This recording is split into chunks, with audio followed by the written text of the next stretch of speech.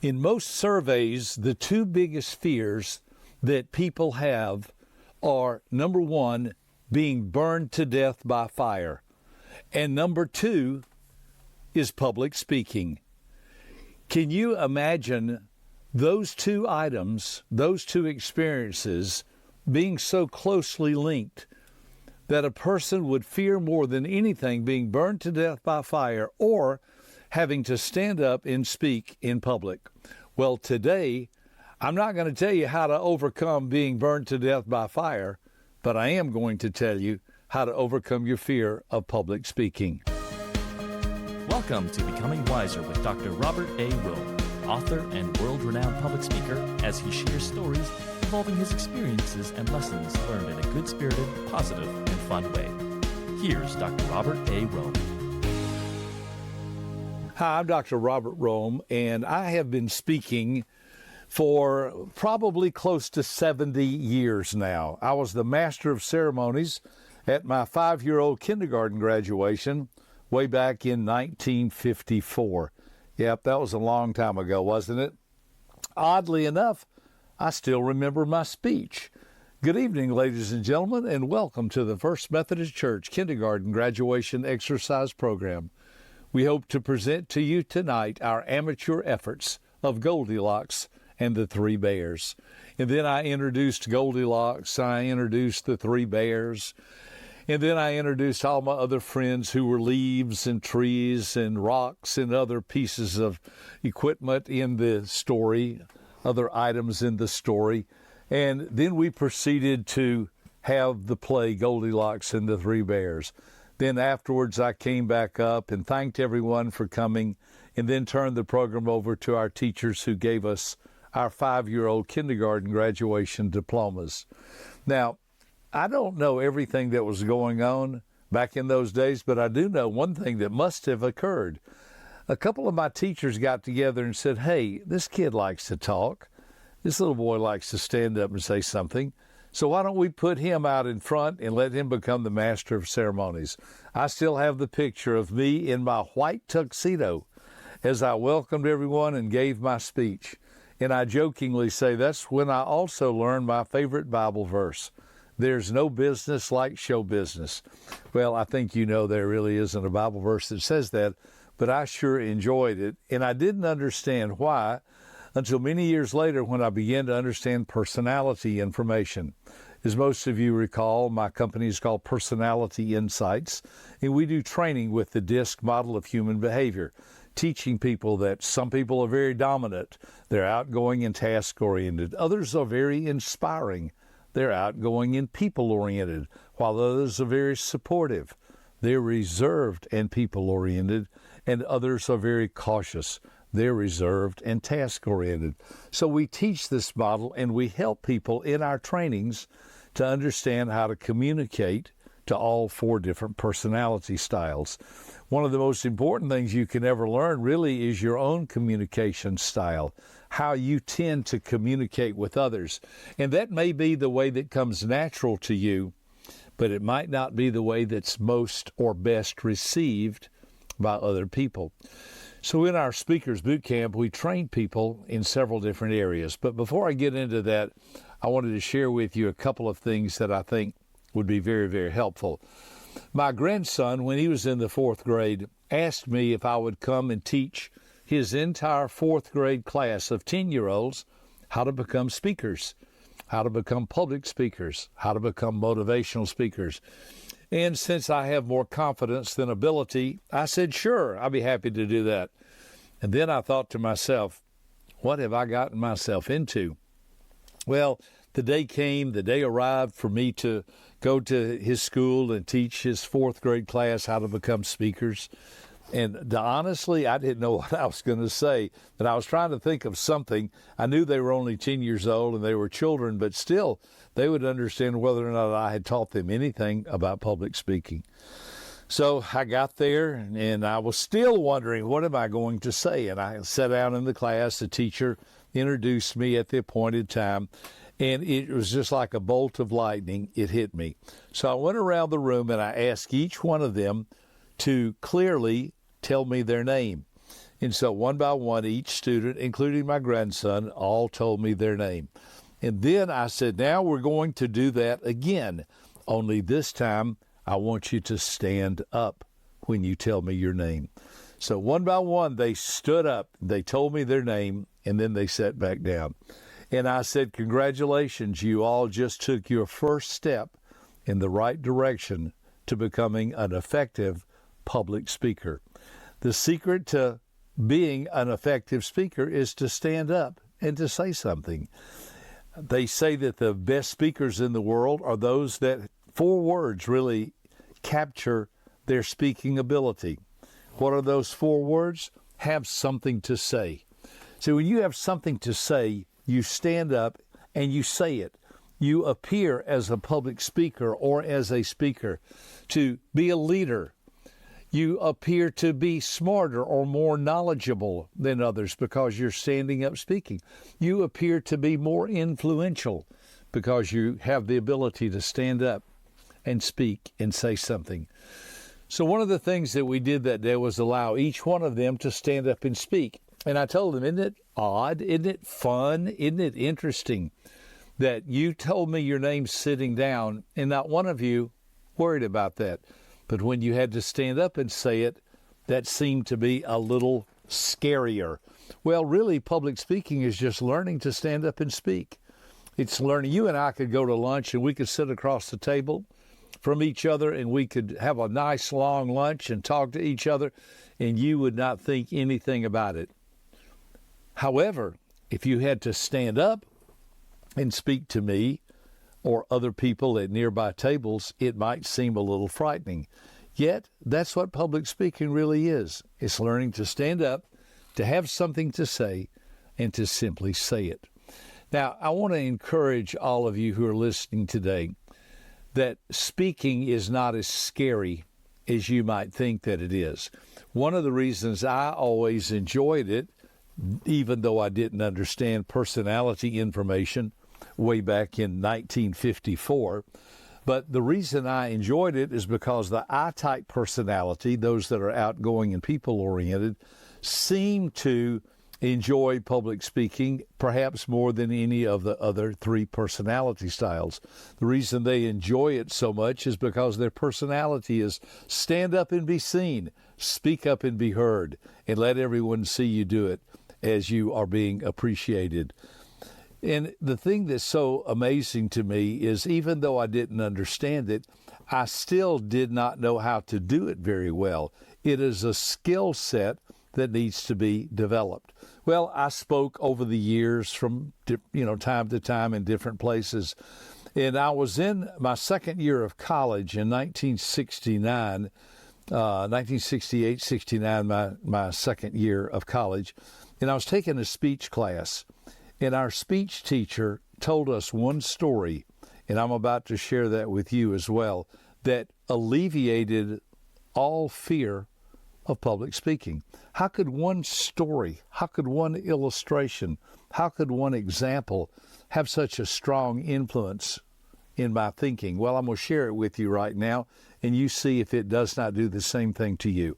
Our teacher, Dr. Seymour, I'll never forget, he said, today I'm going to share with you a little secret that will keep you from ever being afraid to being a public speaker again the rest of your life. Well, we were in speech class, and even though I wasn't that afraid of standing up and speaking, I still had a little bit of fear, a little bit of trepidation about it from time to time. And here Dr. Seymour is telling us, I'm going to give you a story. I'm going to give you an example. I'm going to show you how to overcome all fear in public speaking. Well, I was all ears, and everyone else in the class was also. Here's a story Dr. Seymour told us. He said, suppose I could not sleep, and I'm out one night. I'm having a hard time sleeping, so I decide to go for a walk. And I walk down the street. I'm just trying to maybe get a little exercise, something to give me make me a little bit tired so I can go back home and go to sleep. But I'm walking down the street, and I live in your neighborhood. You and I are neighbors, and I walk by your house. And it's 2 o'clock in the morning, and I'm just out walking, trying to wear myself down so I could perhaps get a little sleepier and go back home and go back to bed. And I passed your house, and I noticed something. As I passed your house, I noticed, I think I see flames coming from the roof. Is their house on fire? Or is that just the fireplace putting out flickers of embers of fire? Or is that an actual? And I look closer and I walk towards your house and I see, wow, your roof is on fire. And I know you live there, and I know you're probably asleep. And I know it's 2 o'clock in the morning, it's the middle of the night. And I think to myself, my friend lives there. And I have a very, very important message to let them know their house is on fire. However, it's 2 o'clock in the morning, and I don't want to bother them. I don't want to upset them. I don't want to interrupt their good night's sleep. So I just go on my way. I continue to walk down the street as I look back and see your house being engulfed in flames and the fire getting bigger and bigger till your house burns to the ground. Now, what kind of friend would I be to you? I hope you're doing the same thing that happened to me when I heard this story. I thought, my goodness, are you saying that I was your friend and you walked by my house? Why, I would hope you would beat the door down. I hope you would throw rocks in the window. I hope you would do whatever you had to do to convey your message, because the message is more important than the messenger. You see, you have something to say. You want to tell me my house is on fire. So Dr. Seymour said, let's run through that scenario again. I walk down the street. I see your house is on fire. I recognize that it really is on fire. And I go up and I beat your door down. I throw rocks into your window. I do whatever. I start yelling. I do whatever I have to do to wake you up to let you know your house is on fire. You come down, you see your house is on fire, you call the fire department, they come and put the fire down, and you hug me and thank me. You're so grateful because I had a message. I had something to say, and I woke you up and I delivered the message, because the message was more important than the messenger. The message was more important than what you thought of me, how you feel about me, what you think about me, or anything else. The secret is the message. And when Dr. Seymour told us that day, it's somehow or another, that was in 1969, that stuck with me. And I have never forgotten it to this day. And you see, when I get ready to speak, I don't think, what are they going to think of me? How do I look? Are they going to like me? See, that's all about me. But I think I have something important to share. I want to talk about personality information. I want to share with the audience information that can make a difference in their marriage, in their family, in their business, with their associations. And I want to teach them the value of being able to stand up and share something. You see, there are different groups of people in your audience. Some like results, others like recognition, others like relationships, others like being right. Some like power, others like people, others like pace or predictability, and some like procedures.